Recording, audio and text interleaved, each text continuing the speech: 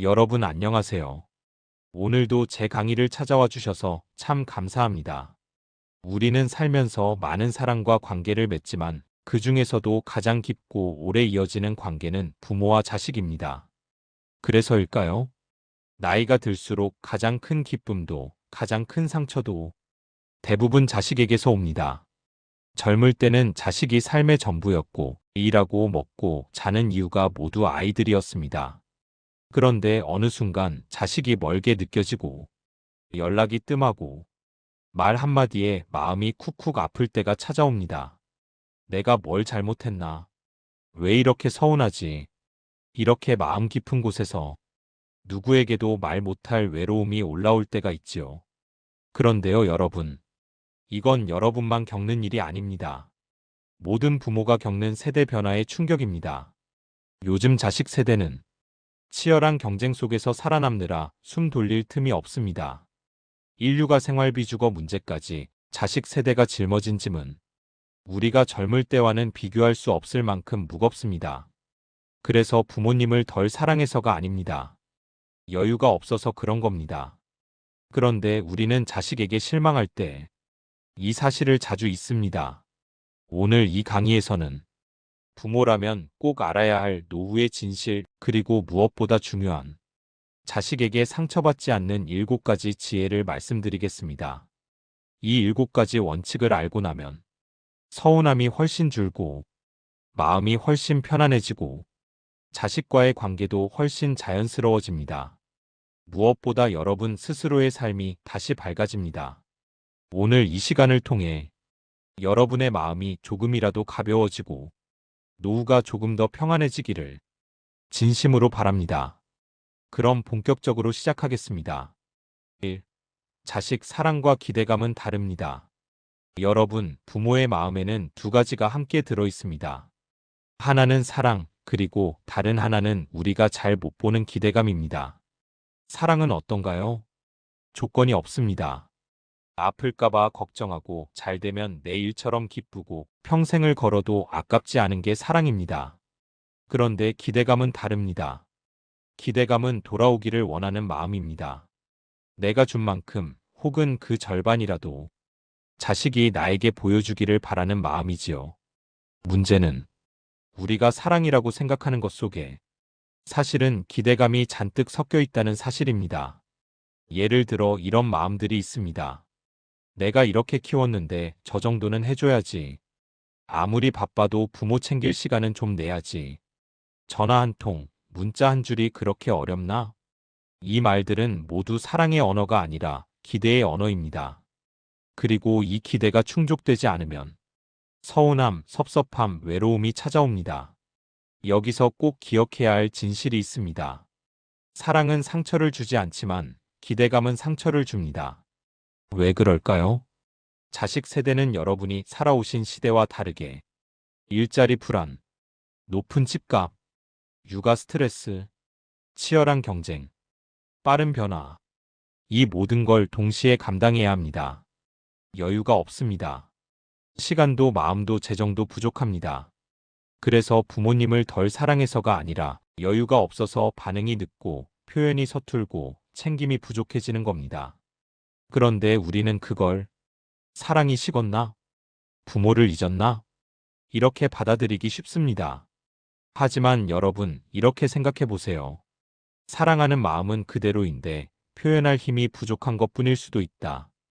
이 관점을 이해하는 순간 상처받지 않는 힘이 생깁니다. 부모가 자식을 덜 사랑해서 아픈 것이 아니라 사랑이 아닌 기대감 때문에 아픈 것입니다.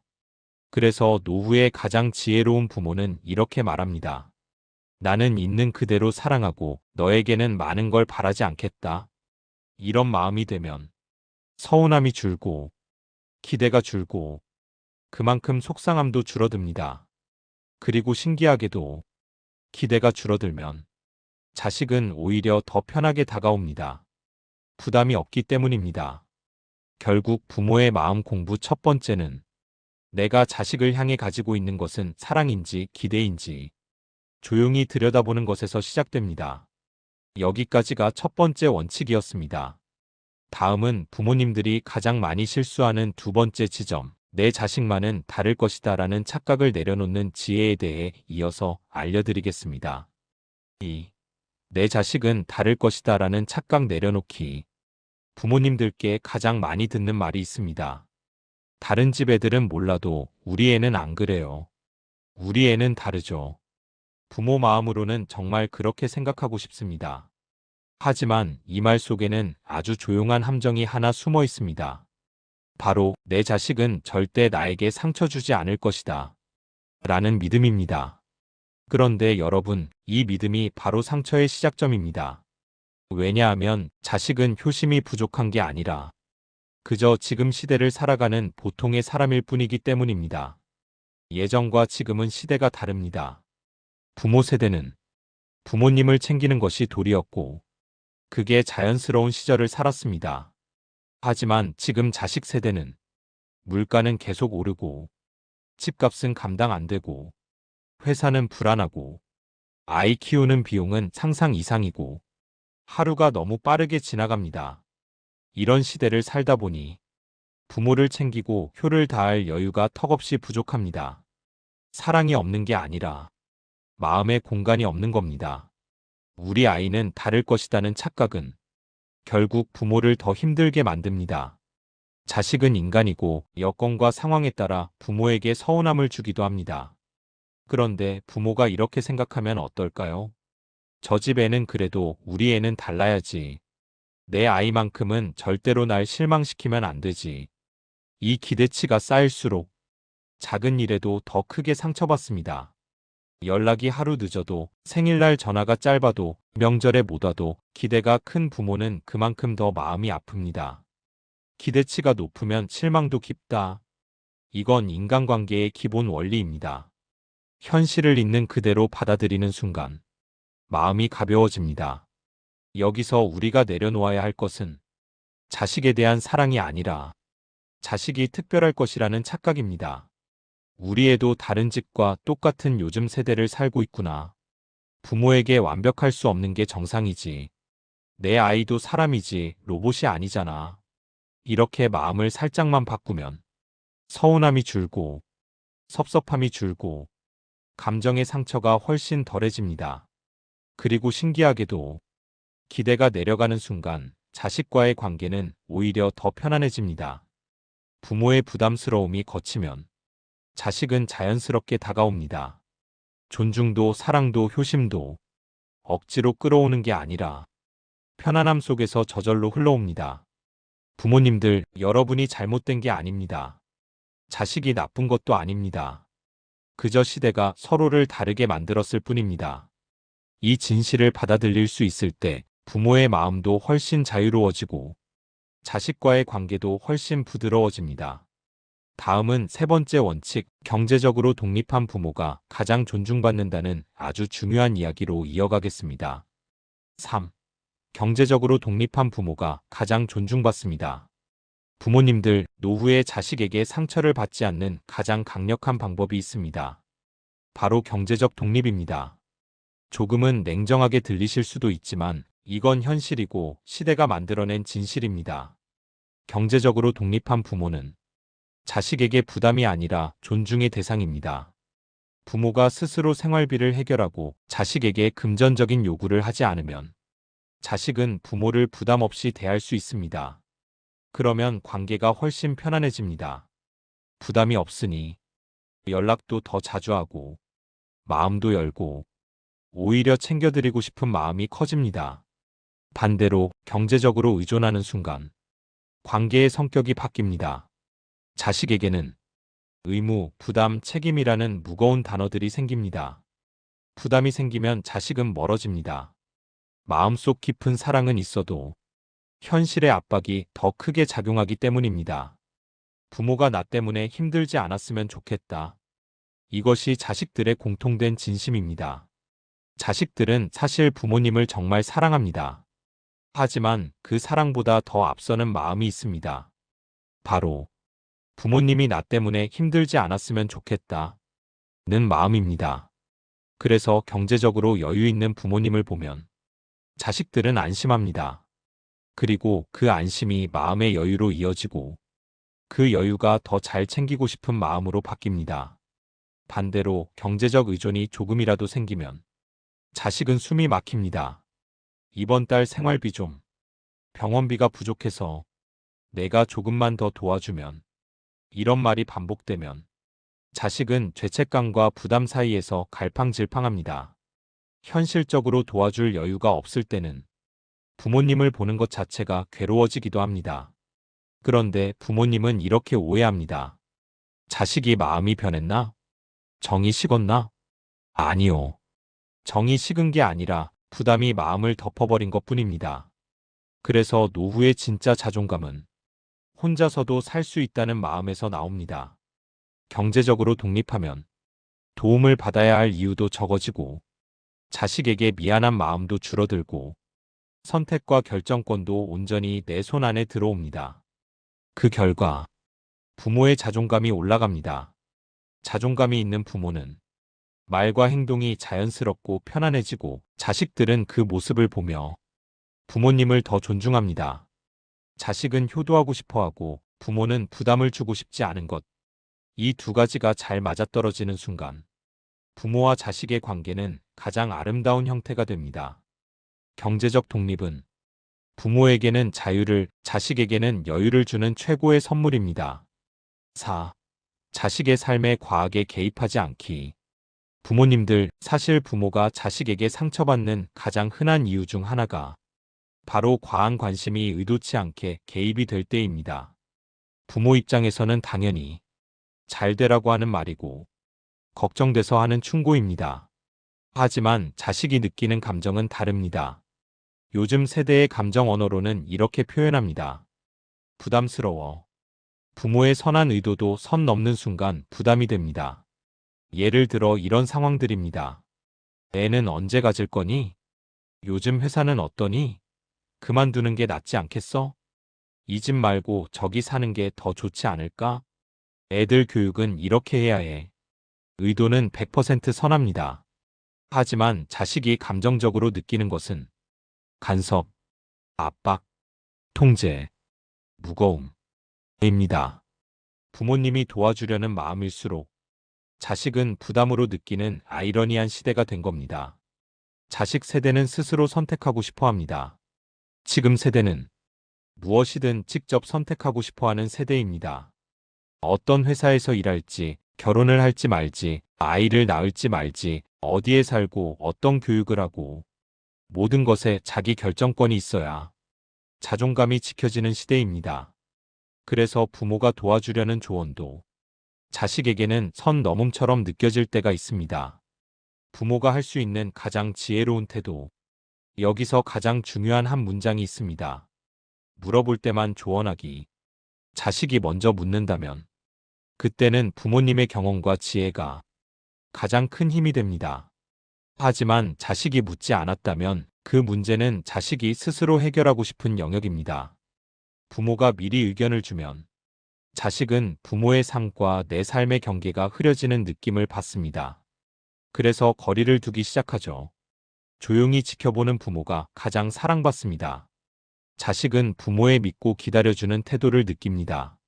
연락이 조금 뜸해도 삶이 조금 불안해 보여도 부모님이 다그치지 않고 그저 응, 잘 될 거야. 너 잘하고 있어. 이렇게 말해주는 부모는 자식에게 안전한 존재가 됩니다. 조언보다 여유를 주는 부모, 따지기보다 믿어주는 부모는 자식이 가장 자주 찾는 부모입니다. 간섭을 줄이면 관계가 편안해지고 편안해지면 오히려 더 자주 찾아옵니다. 간섭은 자식을 멀게 하고 존중은 자식을 가까이 오게 합니다. 부모가 마음의 여지를 열어두면 자식은 그 빈틈으로 들어옵니다. 결국 자식의 삶에 깊이 개입하지 않는 것은 사랑을 줄이는 것이 아니라 관계를 길게 가져가는 지혜입니다. 5. 감정 통제는 노후의 가장 중요한 기술. 부모님들 나이가 들수록 마음이 예민해지고 작은 말 한마디에도 마음이 쉽게 흔들릴 때가 있습니다. 사실 이건 자연스러운 변화입니다. 몸이 예전 같지 않고 주변 사람은 줄고 하루에 고요한 시간이 많아지면 감정이 조금만 건드려져도 마음이 크게 출렁일 수 있습니다. 하지만 노후에 상처받지 않으려면 가장 중요한 기술이 하나 있습니다. 바로 감정 통제입니다. 대부분의 상처는 상황이 아니라 우리가 그 상황에 붙인 해석에서 옵니다. 예를 들어 이런 순간들이 있습니다. 자식이 연락을 하루 늦었다. 바쁘구나. 이렇게 받아들이면 아무 일 아닙니다. 하지만 부모를 무시하나? 나를 잊었나? 이렇게 받아들이면 하루 종일 마음이 쓰리고 잠도 안 옵니다. 자식의 짧은 말투, 바쁜 듯한 행동, 무심한 듯한 태도도 마찬가지입니다. 상황 자체는 나쁘지 않은데 우리가 붙인 해석이 마음을 아프게 만듭니다. 감정 통제란 상황을 있는 그대로 보고 쓸데없는 해석을 덜어내는 힘입니다. 감정 통제를 못하면 말로 폭발하게 되고 말이 관계를 해칩니다. 감정이 쌓이면 결국 말로 나옵니다. 너는 왜 이렇게 무심하니? 전화 좀 하라니까 그게 그렇게 어렵니? 엄마 아빠 생각은 안 하니? 부모님 입장에서는 서운함을 표현한 것뿐이지만 자식에게는 죄책감, 부담감, 압박감, 이 동시에 몰려옵니다. 이 감정들이 반복되면 자식은 본능적으로 거리를 두려고 합니다. 그래서 연락이 더 뜸해지고 문제는 더 커집니다. 감정은 바로 반응하지 않고 조금 쉬었다가 반응하면 훨씬 부드러워집니다. 감정 통제는 거창한 기술이 아닙니다. 아주 단순한 습관입니다. 기분이 상했을 때 바로 말하지 않기. 1시간 혹은 하루 정도 지나고 다시 보기. 감정이 올라올 때는 말의 양을 줄이기. 서운한 감정은 질문 형태로 전달하기. 예를 들어, 바로 왜 연락 안 했어? 라고 묻는 대신, 무슨 일 있었니? 괜찮니? 이렇게 물으면 자식은 마음이 다치지 않고 열립니다. 부모님의 말의 온도가 낮아지는 순간 자식의 마음의 문은 자연스럽게 열립니다. 감정 통제는 결국 내 마음 건강입니다. 감정을 잘 다스리는 부모는 자식에게 편안한 사람이 됩니다. 그리고 편안한 사람에게는 누구나 자주 찾고 싶어집니다. 반대로 감정의 파도가 잦은 부모는 자식이 사랑해도 자주 찾기 어렵습니다. 상처받을까봐, 부담 줄까봐 마음이 조심스러워지거든요. 감정이 잔잔한 부모가 자식의 마음을 오래 품을 수 있습니다. 6. 정서적 독립을 해야 자식이 편하게 다가옵니다. 부모님들, 정서적 독립이라는 말이 조금 낯설게 들릴 수 있습니다. 하지만 이 개념을 이해하면 자식에게 상처받는 일이 절반 이상 사라집니다. 정서적 독립은 나는 나대로 잘 산다. 자식이 없어도 내 삶은 흔들리지 않는다. 라는 내부의 태도입니다. 정서적으로 의존하는 말은 자식을 붙잡는 것이 아니라 오히려 밀어냅니다. 부모님들이 무심코 하시는 말들이 있습니다. 너밖에 없다. 너 없으면 나는 누구에게 기대니? 나는 내가 있어야 살아. 나는 외로워 죽겠다. 부모님에게는 솔직한 심정일 수 있지만 자식에게는 너무 무겁습니다. 자식은 이렇게 느낍니다. 내가 부모 상까지 책임져야 하나? 부담스러워. 정말 힘든데 더 힘들어. 그리고 이런 감정이 생기면 자식은 자연스럽게 거리를 두기 시작합니다. 부모가 편안해야 자식도 편안함을 느낍니다. 자식은 부모의 감정 에너지를 그대로 느낍니다. 부모가 불안하고 외롭고 초조하고 서운함을 쌓아두면 자식은 그 감정의 무게 때문에 부모를 대하는 것이 어려워집니다. 하지만 부모가 자기 시간을 즐기고 취미도 있고 친구 모임도 있고 자기 생활이 탄탄하면 자식은 우리 부모님 잘 지내는구나 안심하고 부담 없이 다가옵니다. 정서적 여유가 있는 부모는 자식에게 가벼운 존재, 편안한 존재가 됩니다. 정서적 독립은 자식과 거리를 두라는 뜻이 아닙니다. 오히려 반대입니다. 정서적으로 독립된 부모는 자식과의 관계에서 감정 기복이 적고 서운함이 줄고 기대가 줄어들며 대화가 훨씬 부드러워집니다. 그 결과 자식은 부담 없이 다가올 수 있습니다. 부모가 자식에게 의지할수록 자식은 멀어지고 부모가 자기 삶을 잘 지킬수록 자식은 가까워집니다. 이게 바로 부모와 자식 관계의 역설입니다.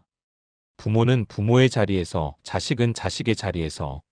정서적 독립은 관계를 끊는 것이 아니라 관계를 더 건강하게 유지하는 방법입니다. 자식이 찾아오길 바라기보다 부모님 스스로의 일상을 풍성하게 만드는 것. 이것이 노후 행복의 가장 큰 기초입니다. 7. 인생의 중심을 자식에서 나로 옮기기. 부모님들, 여러분의 인생을 찬찬히 돌아보면 정말 많은 시간이 자식 중심으로 흘러가지 않았나요? 젊을 때는 아이 잘 키워야지. 먹이고 입히고 공부시키고 온 마음과 시간을 자식에게 쏟으며 살아오셨습니다. 그런데 정작 이제 노후에 와서 문득 이런 생각이 드실 때가 있을 겁니다. 나는 그동안 누구를 위해 살았지? 내 삶은 도대체 어디 갔지? 이 질문이 들리는 순간이 바로 노후가 시작되는 시점입니다. 이제는 자식의 삶이 아니라 내 삶을 살아야 할 시간입니다. 노후의 가장 불행한 부모는 여전히 자식을 중심에 두고 사는 부모입니다.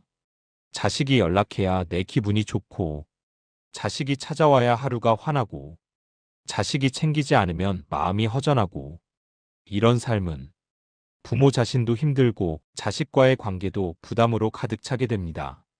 반대로 노후가 행복한 부모는 공통점이 있습니다. 자식을 사랑하되 인생의 중심에 두지 않는다는 것. 자식은 인생의 전부가 아니라 소중한 일부분일 뿐입니다. 부모가 자기 삶을 살아야 자식이 더 편하게 다가옵니다. 자식 입장에서 가장 편한 부모는 늘 이렇게 보이는 부모입니다. 우리 부모님은 잘 지내네. 혼자서도 할 거 다 하고 친구도 있고 취미도 있네. 부모님이 내 기분에 흔들리지 않으시는구나. 이럴 때 자식은 죄책감이 사라지고 부담도 사라지고 오히려 더 자주 챙기고 싶어집니다. 왜냐하면 부모님의 삶이 단단하다는 믿음이 있기 때문입니다. 인생의 중심을 다시 나에게 두는 방법. 자식이 전부였던 삶에서 이제는 나 자신을 중심에 놓아야 합니다. 그 방법은 어렵지 않습니다. 1. 취미를 다시 시작하기. 배우고 싶었지만 미뤄둔 것들 있습니다. 그림, 음악, 뜨개질, 사진, 요리, 운동. 삶을 다시 채우는 가장 쉬운 방법입니다. 2. 내 사람 만들기. 나와 편하게 대화할 수 있는 친구, 동년배 모임, 취미 모임을 하나 찾는 겁니다. 노후의 행복은 사람에서 옵니다. 3. 건강 챙기기. 건강은 노후의 자유권입니다. 몸이 편해야 마음도 편합니다. 4. 정신적 여유 채우기. 산책, 독서, 명상처럼 마음의 근육을 키워주는 활동을 생활화하면 자식에게 휘둘리는 감정이 훨씬 줄어듭니다. 5. 나를 위한 소비하기. 평생 자식에게 쓰고 아끼셨다면 이제는 자신에게 사용해야 할 시간입니다. 나를 위한 작은 선물이 삶을 윤택하게 해줍니다. 부모가 자기 삶을 살면 자식과의 관계는 의무에서 기쁨으로 바뀝니다. 부모님이 나를 의지하지 않는다는 사실은 자식에게 안도감을 줍니다. 그 안도감은 부모님과 더 자주 함께하고 싶다는 마음으로 변합니다. 반대로 부모님이 자식을 중심에 두면 자식은 그 시선을 부담으로 느끼고 한 발짝 뒤로 물러나게 됩니다. 그래서 결론은 간단합니다. 자식을 사랑하되 기대와 중심은 자신에게 두는 것. 이게 노후의 자식에게 상처받지 않는 가장 확실한 방법입니다. 여러분, 노후는 비워내고 내려놓는 시기가 아니라 다시 채우고 빛나는 시기입니다. 자식은 곁에 둘 소중한 존재이지만 내 삶의 주인은 항상 나 자신입니다. 지금부터라도 여러분의 인생을 다시 주워오셔도 괜찮습니다. 내 삶의 주도권을 다시 잡아도 괜찮습니다. 누구도 늦지 않았습니다. 여러분이 여러분의 삶을 채우기 시작할 때 자식과의 관계도, 마음도, 노후도 훨씬 부드럽고 따뜻해집니다. 오늘 말씀드린 노후에 상처받지 않는 7가지 지혜는 여러분의 마음을 지키기 위한 작은 도구들이 아닙니다. 여러분의 남은 인생을 더 편안하고 따뜻하게 만드는 큰 방향입니다. 기대를 줄이고, 간섭을 줄이고, 감정을 다스리고, 경제적으로, 정서적으로 독립하며 나 자신의 삶을 다시 중심에 두는 것. 이렇게만 하셔도 여러분의 노후는 훨씬 더 평안해지고 자식과의 관계는 자연스럽게 좋아집니다. 부모의 사랑은 변함없지만 사랑하는 방식은 시대에 따라 달라져야 합니다. 지금은 부담을 주지 않는 사랑, 존중을 키우는 사랑, 그리고 서로를 자유롭게 하는 사랑이 필요합니다. 여러분의 노후가 지금보다 더 따뜻하고 더 평안하시기를 진심으로 응원합니다. 오늘도 함께 해주셔서 감사합니다. 여러분 안녕하십니까? 오늘도 제 채널에 찾아와 주셔서 정말 반갑습니다. 여러분, 이런 생각 한 번쯤 해보셨을 겁니다. 나도 예전 같지 않네. 체력도 떨어지고 기억력도 예전만 못하고. 그런데 가만히 보면 말이죠. 같은 나이인데도 어떤 분은 훨씬 젊고 어떤 분은 더 빠르게 늙어 보이는 경우 정말 많습니다. 여러분 주변에도 떠오르는 분 있으시죠? 70대인데도 허리 꼿꼿하고 표정 밝고 말투 생기 넘치는 사람. 반대로 60대인데도 늘 피곤해 보이고 표정 어둡고 하루하루가 지쳐 보이는 사람. 도대체 이 차이는 어디서 오는 걸까요? 혹시 유전 때문 아닌가? 라고 생각하실 수도 있지만 놀랍게도 연구 결과를 보면 노화를 결정하는 요소의 70%는 생활 습관과 마음가짐이라고 합니다. 즉, 우리가 어떻게 살고 어떤 생각을 하고 어떤 태도로 하루를 보내느냐에 따라 같은 나이라도 10년, 20년은 달라 보일 수 있다는 말입니다. 오늘 강의는 바로 여기에서 출발합니다. 제가 오늘 준비한 내용은 단순한 정보가 아닙니다.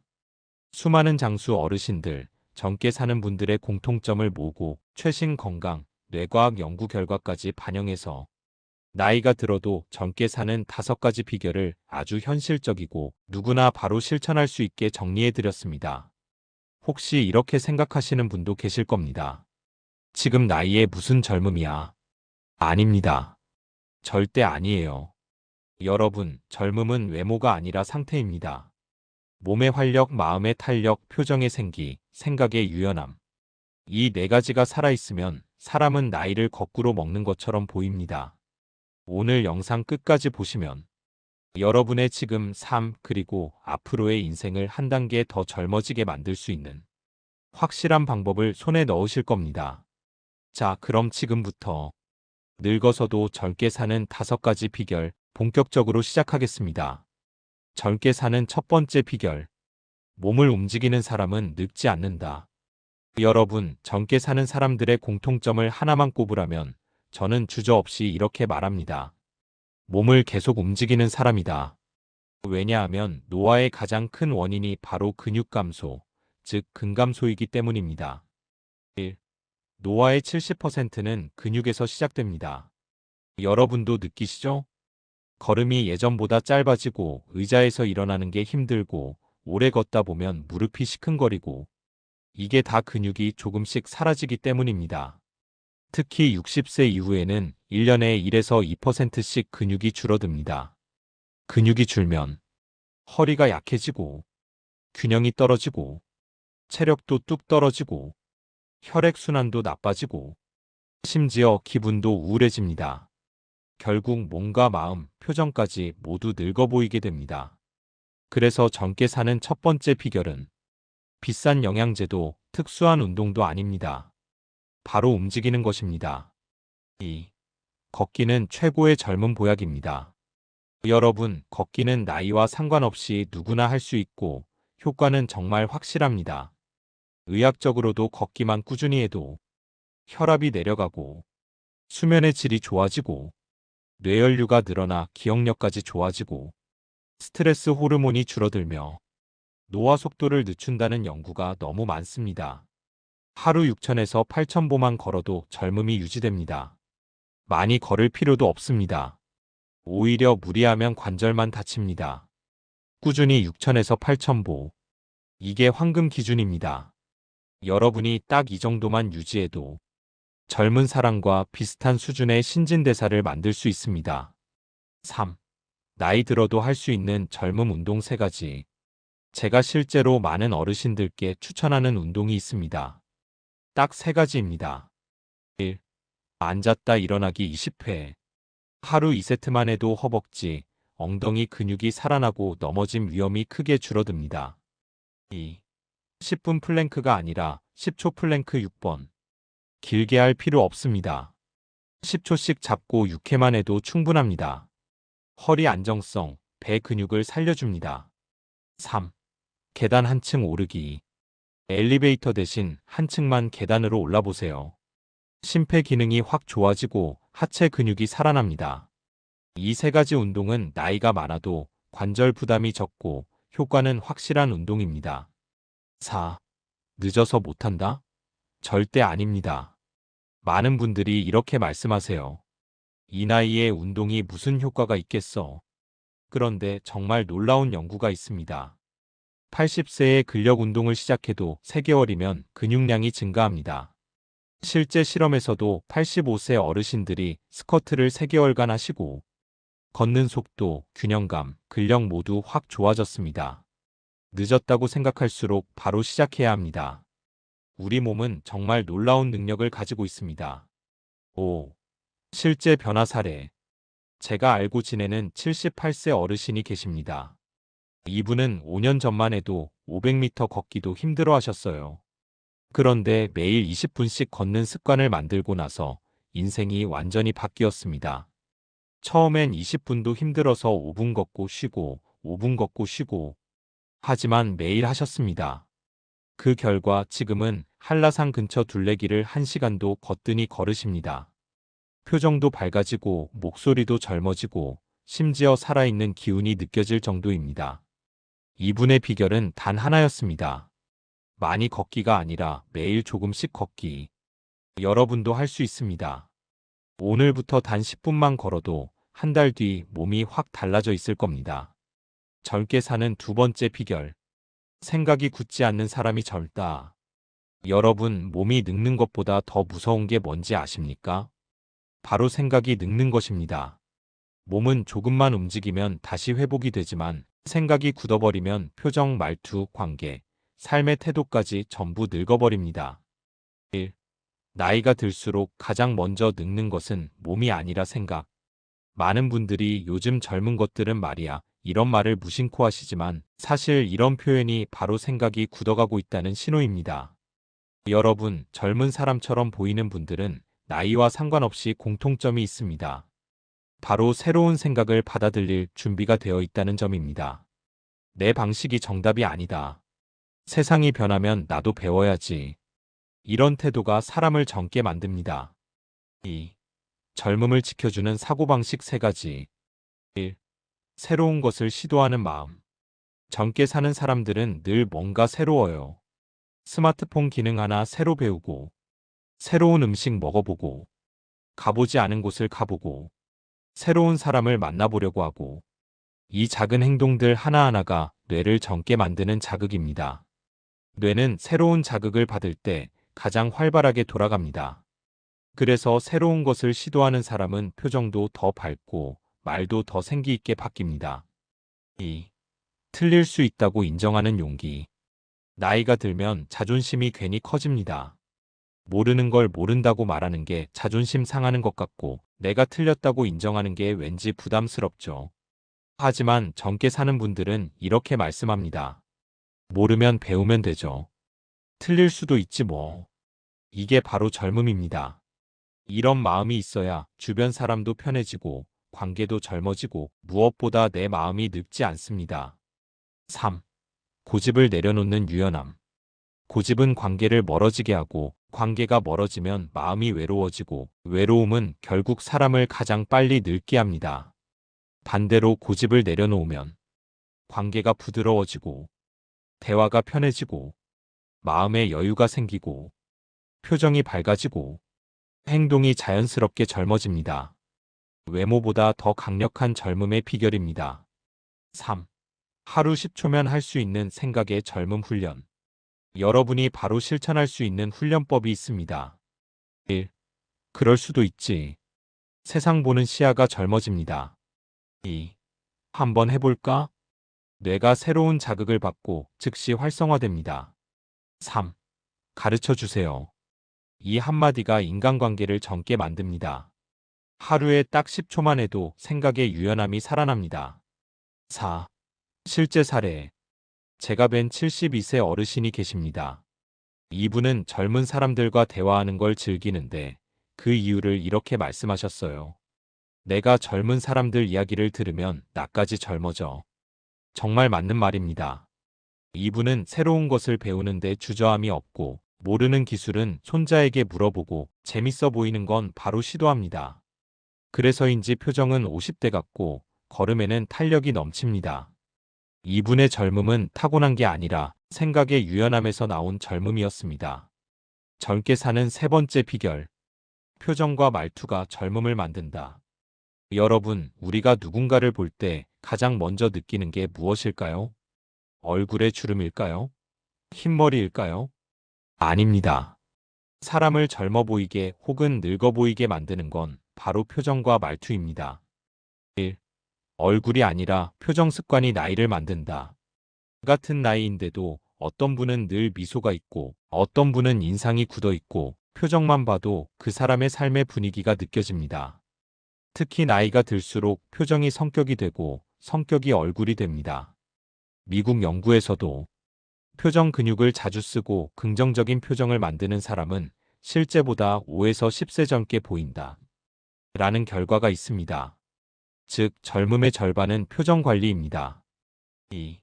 젊어 보이게 만드는 표정 3가지. 1. 입꼬리 1mm 올리기. 억지로 활짝 웃을 필요 없습니다. 그냥 1mm만 올려도 인상이 확 달라집니다. 입꼬리를 살짝 올리면 부드러워 보이고 여유 있어 보이고 상대도 편안해집니다. 이 행동만으로 젊은 인상을 줍니다. 2. 눈썹 힘을 빼기. 많은 분들이 무의식적으로 눈썹을 치켜 올리고 삽니다. 이게 습관이 되면 카리스마가 아니라 화가 난 얼굴, 피곤한 얼굴이 됩니다. 눈썹에 힘만 빼도 얼굴이 확 부드러워지고 젊어 보이는 효과가 있습니다. 3. 대화할 때 고개를 가볍게 끄덕여주기. 이 행동은 상대에게 호감, 공감, 친절함을 전합니다. 그리고 놀랍게도 이 행동을 자주 하는 사람은 표정이 자연스럽게 밝아지고 대화 분위기가 젊어집니다. 3. 젊은 사람의 말투에는 공통점이 있다.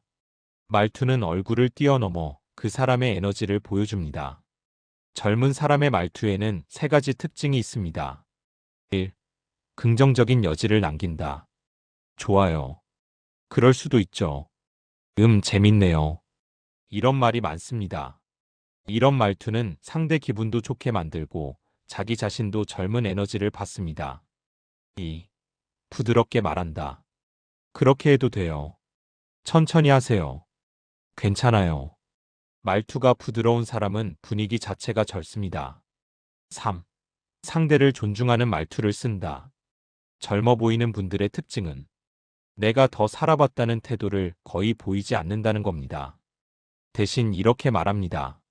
그런 생각이 있으셨군요. 아, 그럴 수도 있네요.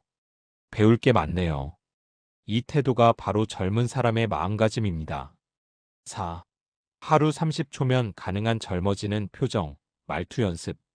집에서 혼자 있을 때 해보세요. 거울 보면서 입꼬리 1mm 올리기. 깊게 숨 들이마시고 눈썹 힘 빼기. 말할 때 괜찮아요, 좋아요, 2마디 연습하기. 이 3가지를 30초만 해도 얼굴 분위기, 말투의 톤이 확 달라집니다. 5. 실제 변화 사례. 제가 알고 지내는 70대 여성분이 있습니다. 표정이 항상 굳어 있고 말투가 조금 날카로워서 주변에서 요즘 많이 힘들어 보인다는 말을 자주 들으셨습니다. 그런데 어느 날 이분이 작은 결심을 했습니다. 말투를 부드럽게 바꿔보자. 표정에 조금만 미소를 넣어보자. 딱 2주 만에 놀라운 일이 벌어졌습니다. 주변 사람들이 먼저 말했습니다. 선생님, 요즘 얼굴이 더 좋아지셨어요. 표정이 환해지셨어요. 표정과 말투가 바뀌니 관계가 부드러워지고 외모와 분위기까지 달라졌습니다. 이게 바로 표정 말투 젊음 효과입니다. 젊게 사는 4번째 비결. 사람과 연결된 사람이 젊다. 여러분, 사람이 늙는 가장 큰 원인은 사실 고독이라고 합니다. 몸보다 마음이 먼저 늙습니다. 그리고 마음을 젊게 만드는 가장 강력한 힘이 바로 사람과의 연결, 즉 관계입니다. 하버드에서 80년 동안 진행된 세계적인 장기 연구에서도 결론이 딱 하나였습니다. 좋은 관계를 가진 사람이 더 건강하고, 더 오래 살고, 더 젊게 산다. 1. 관계는 최고의 젊은 비타민. 사람과 연결되어 있다는 감각은 스트레스를 낮추고, 우울감을 막아주고, 치매 위험을 줄이고, 혈관 건강까지 지켜준다고 합니다. 그렇다면 왜 그럴까요? 사람과의 대화, 공감, 웃음, 소통은 우리 뇌의 젊음 호르몬 세로토닌, 도파민을 증가시키기 때문입니다. 즉, 관계는 무료로 얻는 젊음의 약입니다. 2. 젊음을 지켜주는 관계 3가지. 1. 나를 진심으로 응원해주는 사람 1명. 관계는 많을 필요 없습니다. 단 1명만 있어도 인생은 따뜻해집니다. 배우자, 친구, 자녀, 형제자매, 이웃, 누구든 상관없습니다. 내 마음을 조금만 나눌 수 있는 사람 1명. 이게 젊음의 기반입니다. 2. 함께 웃을 수 있는 사람. 웃음은 진짜 약입니다. 웃는 순간 우리 몸의 염증 수치가 떨어진다는 연구도 있을 정도입니다. 평소에 너무 진지하게만 지내지 마세요. 농담 한마디에, TV 예능 한 장면에, 손주의 말 한마디에도 웃는 사람이 표정, 몸, 마음 모두 젊습니다. 3. 가끔이라도 연락이 닿는 사람. 하루에 100번 연락할 필요 없습니다. 한 달에 2~3번이면 충분합니다. 잘 지내요? 건강하세요. 이런 짧은 메시지만 주고받아도 마음의 체온이 1도 올라갑니다. 연락이 닿아 있다는 느낌, 그거 하나만으로도 사람은 외롭지 않습니다. 3. 관계가 없다면 어떻게 하나요?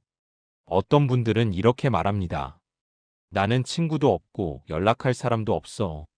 하지만 새로운 사람을 만들라는 뜻이 아닙니다.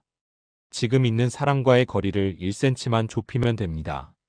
먼저 인사하기, 짧은 문자 한 통 보내기, 마주쳤을 때 미소 보이기, 사소한 칭찬 한마디 건네기.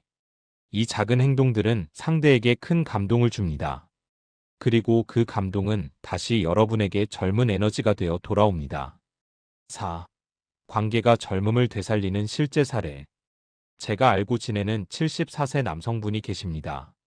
이분은 은퇴 후 10년 동안 거의 혼자 지내셨습니다. 건강도 급격히 나빠지고 표정도 어두워지고 하루가 너무 길고 허무했다고 합니다. 그러다 어느 날 주민센터에서 하는 걷기 모임에 우연히 참여하게 되셨어요. 1시간 걷고 커피 한 잔 마시고 잡담하고. 그런데 이 작은 활동이 인생을 바꿨습니다. 2달 후 이분의 얼굴이 완전히 달라졌습니다.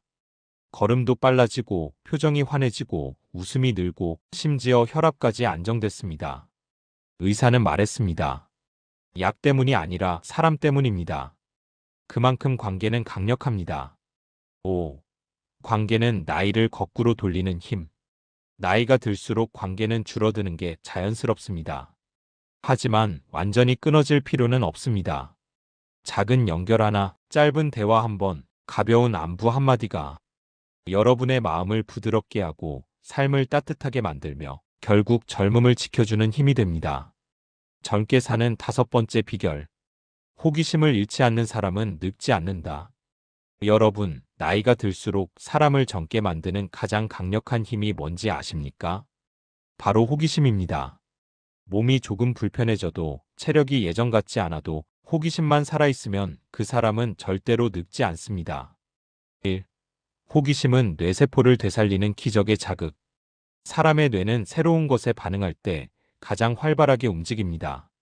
새로운 것을 보면 뇌가 깨어나고 새로운 정보를 배우면 뇌세포들이 연결됩니다.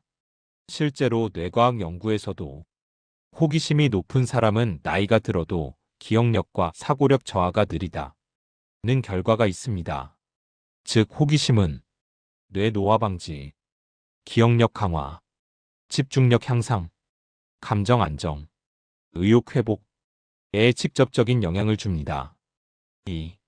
호기심이 있는 사람들의 특징. 호기심이 살아있는 분들을 보면 공통점이 있습니다. 1. 왜? 라고 묻는다. 단순히 지나치지 않고 궁금해합니다. 궁금해하는 순간 이미 뇌는 젊어지고 있습니다. 2. 새로운 걸 시도하는데 겁이 없다. 큰 변화가 아니라도 됩니다. 오늘 처음 먹어보는 과일, 처음 가보는 동네 산책로, 새로운 TV 프로그램 한 편. 이 작은 행동들이 매일의 삶에 생기를 불어넣습니다. 3. 배우는 걸 즐긴다. 나이가 많다고 배움이 멈추는 게 아닙니다.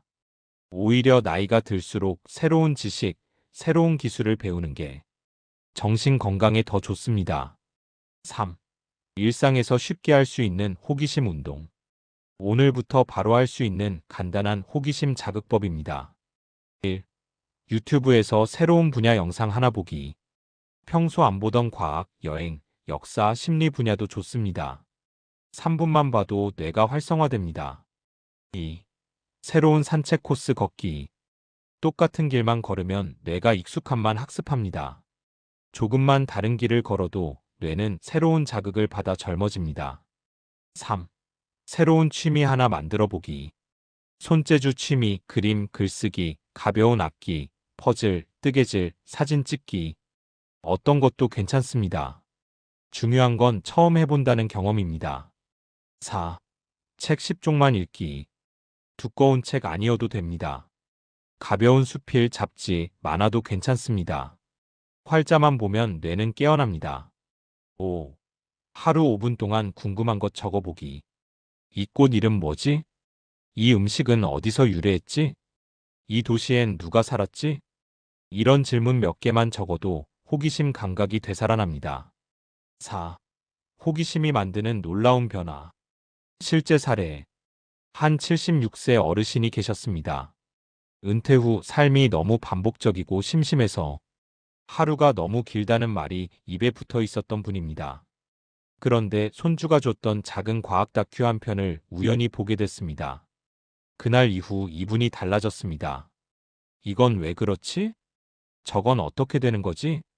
다큐를 하루에 하나씩 보기 시작했고, 스마트폰으로 검색도 하게 되고, 손주랑 대화도 길어지고, 목소리 톤도 생기 있어지고, 얼굴 표정도 젊어졌습니다. 이분은 이렇게 말했습니다. 내가 다시 궁금해지고 나니까 하루가 다시 재미있어졌어. 맞습니다.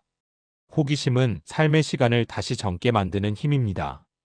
여러분, 오늘 제가 말씀드린 내용은 거창한 것도 아니고 누군가만 할 수 있는 특별한 비법도 아닙니다. 바로 생활 속에서 당장 실천할 수 있는 작은 변화들입니다. 다시 한번 정리해드리면 1. 몸을 움직이는 사람은 늙지 않고 2. 생각이 유연한 사람은 더 젊어지고 3. 표정과 말투가 부드러운 사람은 더 빛나고 4. 사랑과 연결된 사람은 오래 젊음을 유지하고 5. 호기심을 잃지 않는 사람은 절대 늙지 않습니다.